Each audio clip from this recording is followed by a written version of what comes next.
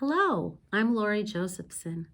I'm here today because I want to share my passion about helping parents and educators share the joy of literacy with our young ones.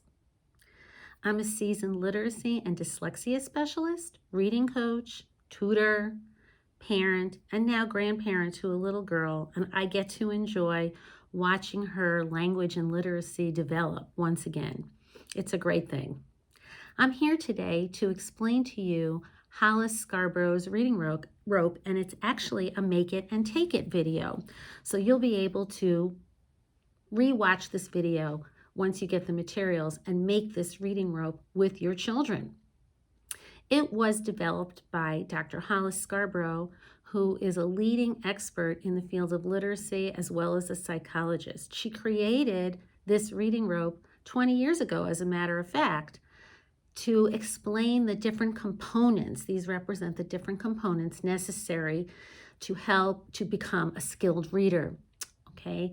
It demonstrates both the interaction and the integration of the subskills, which occurs over time, but I will get to that.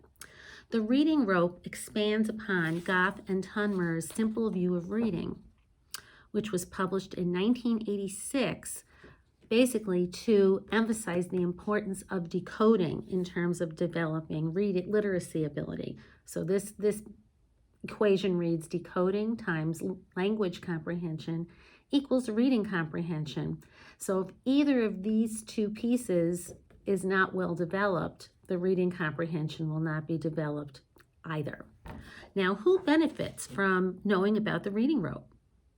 Actually, almost everybody. Children, parents, educators, administrators, and other stakeholders, including school psychologists, speech and language pathologists, pediatricians, librarians, and even our legislators who end up making the laws regarding education.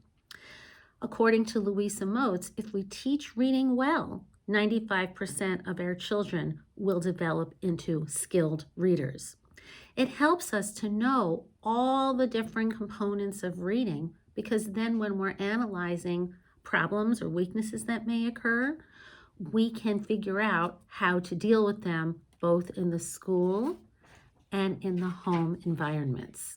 How do you make the reading rope? Well, I went to my favorite store, Amazon, and I found these chenille stems, the colossal ones from Creativity Street. They're 18 inches long. You can get 50 of them, which makes about 8 reading ropes. 50 times 8. No, I think it makes 6 reading ropes, excuse me, for about $15.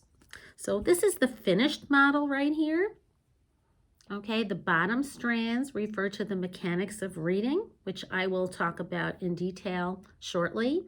And over time, they start out as separate strands and they start intertwining.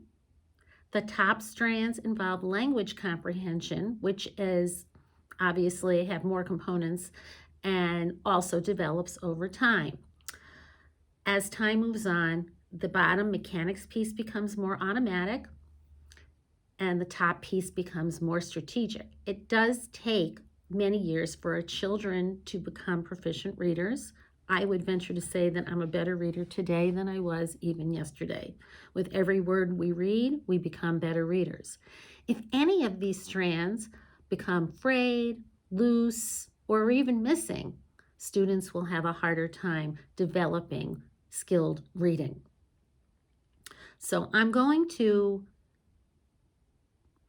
move the camera so you can see each of these strands in greater detail.